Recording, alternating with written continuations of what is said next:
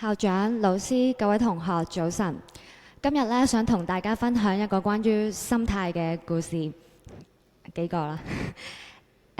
華人首富李嘉誠咧曾經講過：當你種下一種心態嘅時候，就會收到一種嘅思想；當你種下思想，會收到一種嘅行為；當你種下呢一種嘅行為，會收到一種嘅習慣；當你種下呢一種嘅習慣，就會收到一種嘅性格。當你種下呢一種嘅性格，就會收到一種嘅命運。可以見到呢，心態呢係可以決定到命運嘅。心態可以好穩定，同時亦都可以調節、控制同埋慢慢養成。關鍵就係我哋選擇點樣嘅態度。有一個家庭，細路嘅媽媽好早就死咗，爸爸呢成日都飲酒。返到屋企呢，就會打兩個嘅仔，後嚟爸爸都死埋啦。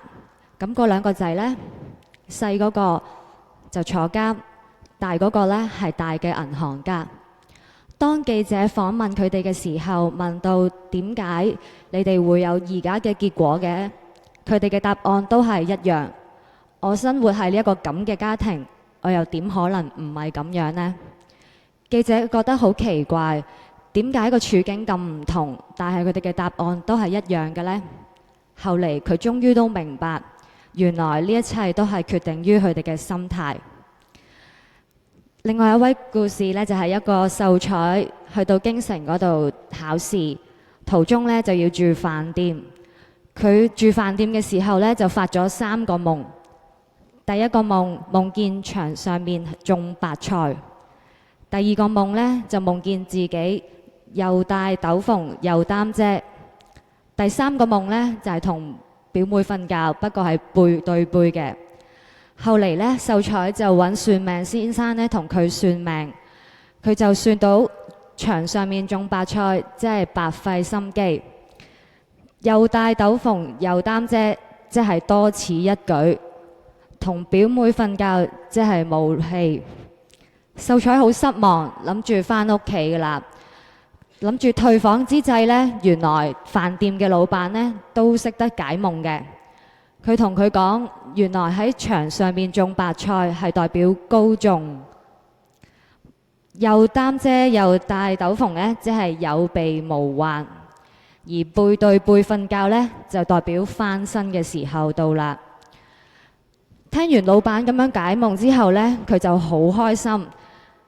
決定唔返屋企繼續赴京考試，最尾呢得到第3名。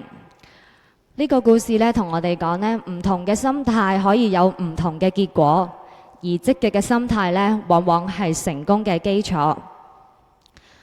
最後呢，我想借2個學生嘅故事呢同大家分享一下。第一個學生呢，佢係一個好有天分，不過呢係一個好懶嘅學生。佢非常之貪玩，經常性呢都會喺運動場面追逐啦，有無窮嘅精力。可惜呢，佢嘅比賽嘅成績呢唔係咁理想，曾經呢喺比賽入邊呢仲包尾添。咁但係後嚟呢，佢見到其他嘅師兄呢都表現得好好，改變完佢嘅心態之後呢，佢到今時今日啦，佢嘅訓練出席率呢都係最高嘅。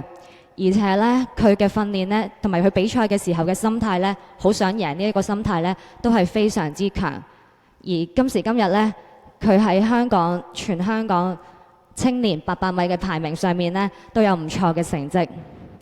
而另外一位學生呢，佢係曾經因為細個嘅時候啦比賽，咁啊同另外一位隊友呢，一齊用咗相同嘅時間去訓練，但係可惜呢，輸咗俾隊友。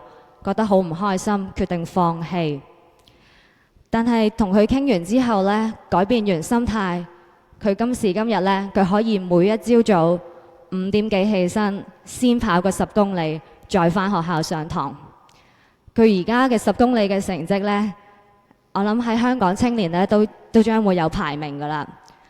以上嘅同學嘅故事呢，都係想同你哋講。無論你哋讀書又好，做運動都好，你哋有幾想做好嗰件事，你嘅心態有幾強呢，將會成就到你哋做嘢嘅結果。希望大家呢都可以以呢2位師兄嘅態度、佢哋嘅故事咧去勉勵大家。希望你哋讀書又好，做運動都好，都會有更加唔錯嘅成績。多謝各位。